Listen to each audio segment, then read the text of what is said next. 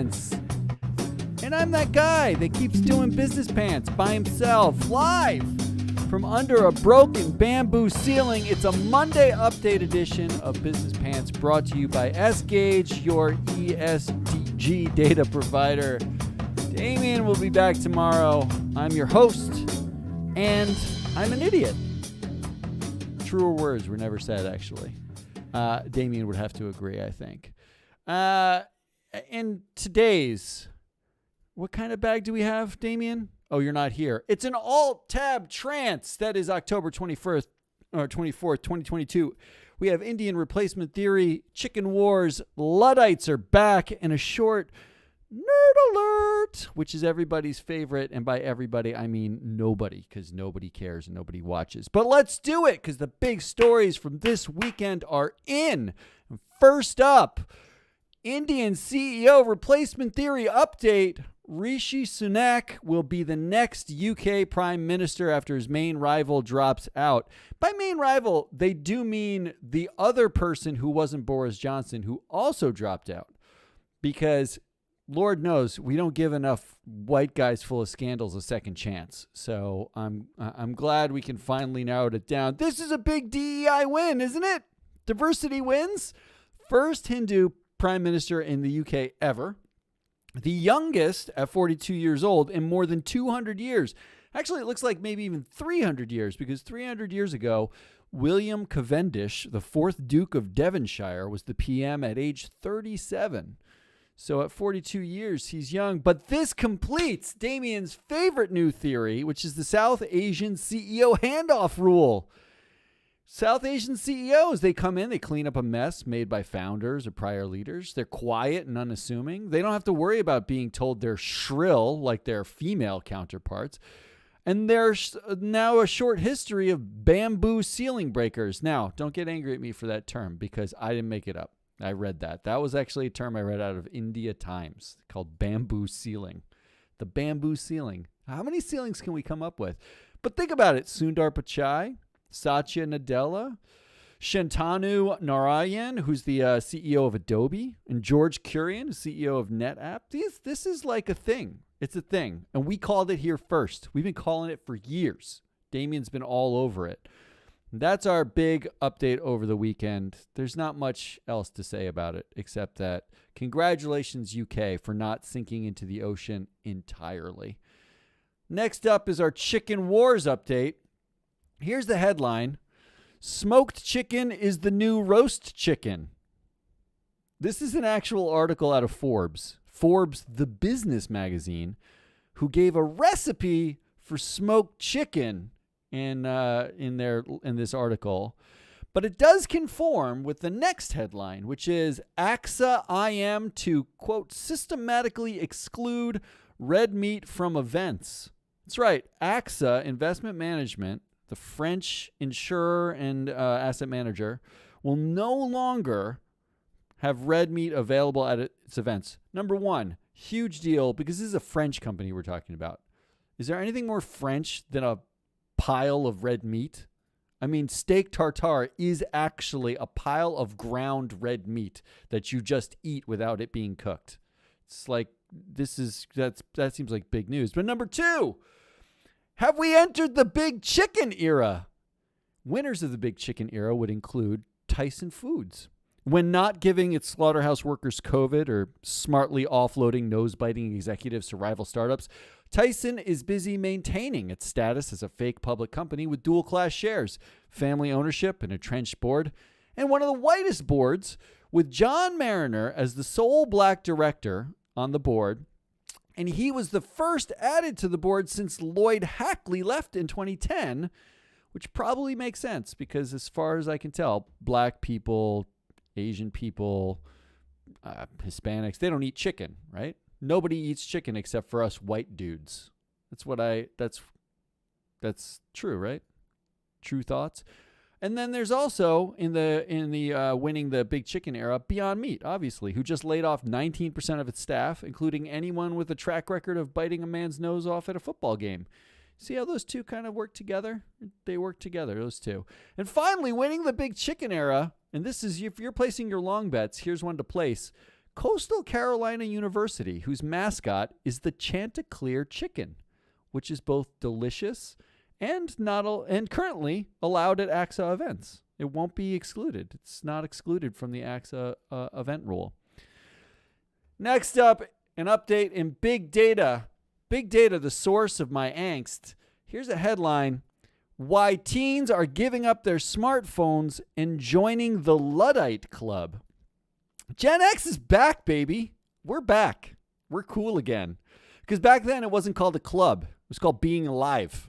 Except in those days, you had to go find a payphone and frantically call your parents and explain to them how exactly you managed to get to Boston without them knowing, and simultaneously had no plan back except to borrow a quarter from somebody, use it at the payphone, and explain it.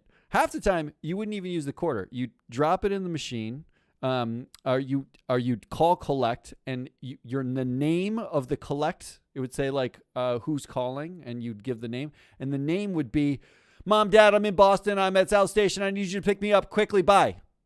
And then it would play like, would you accept a collect call from Mom, Dad, I'm in Boston. I'm at South Station. Could you call me? Bye. And you just hang up. And hopefully you'd wait an hour and a half and they'd show up. I mean, that's called winning. That's what we're going back to. And maybe this story is coming out now because it's coming on the back of this headline and or study. Here's the headline: Feeling burnt out? The stress of toggling between apps with the Alt-Tab buttons may be to blame, study suggests.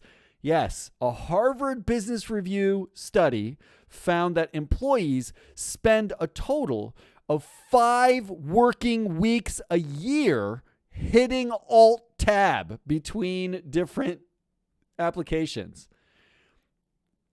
Alt-Tab, that's been our problem. I think Ari right now, basically, her fingers are glued to Alt and Tab. That's basically what it is.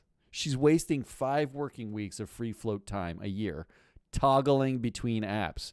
So to join the Luddite Club, there's a club of teens in New York City that are meeting. You will have to visit a library, which is terrifying to anybody who's not part of Gen X. It's a place with books. You actually have to you read out of the books. You can't look down at the thing. The only rule is no smartphone, and they meet once a week at the library. So feel free to go to a New York public library and join the Luddite Club. There's also this story out of big data as the source of my angst. An ex-TikTok moderator who was paid $10 a day and had to scroll through child abuse and gun violence was required to keep her webcam on all night, report says. This is a former TikTok moderator who was working remotely, based out of, I think, Colombia, for a Paris-based company, Teleperformance, that offered moderation services. She earned $10 a day, and she said she had to keep her camera on continuously during her night shift. The company also told her, quote, that no one should be in view of the camera and was only allowed a drink in a transparent cup on her desk. So let me get this straight. We are outsourcing the moderation of the most terrible aspects of humanity for $10 a day to people in countries where when they go outside, sometimes they actually are in view of the real horrific parts of humanity. Let's do that, first of all. Second of all, they have to pay someone to watch the moderators to make sure they're moderating. So we have multiple layers of moderation going on. To solve part of this problem, though, Free Float, since we're in the solving business, we've created board sabermetrics to solve your board.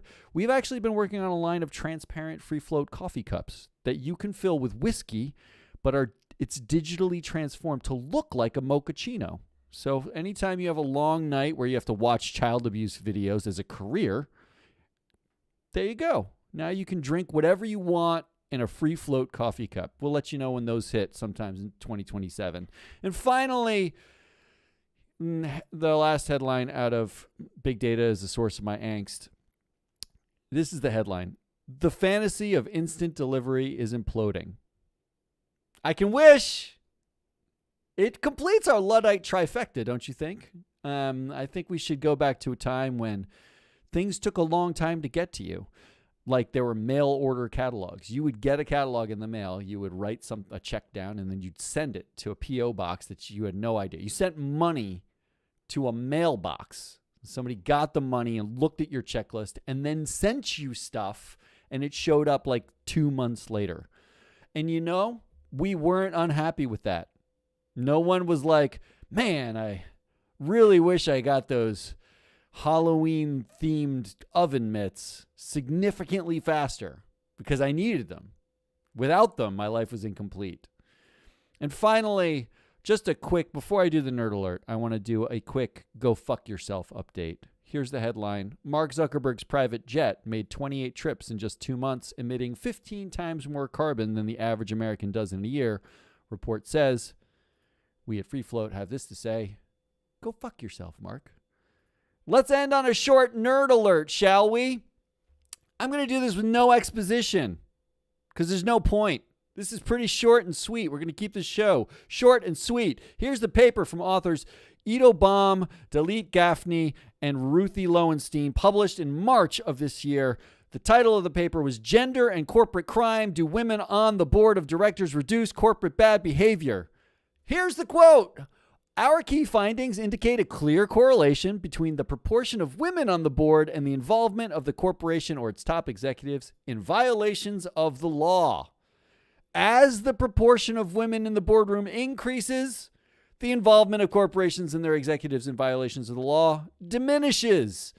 Our analysis of our data shows that every increase of 1% in the representation of women on the board of directors is associated with a decrease of 4 to 5.5%, depending on the model, in the probability that a corporation and its top executives will be involved in normative deviance compared to the probability of being compliant. This finding is robust and persists after controlling for other variables. Do you need more? Do we need more? Do we have to have more discussion about why diversity is a good idea? Or is the plethora of studies and data and stuff and how it's not woke? It's not woke to want to comply. All right, I'm going to stop. That's it. It's a short Monday catch-up. Business Pants, October 24th, 2022. Tomorrow, Damien is supposed to be back. We'll see if that actually happens. But until then, I was your host, Matt Mascardi. Come back, subscribe, share.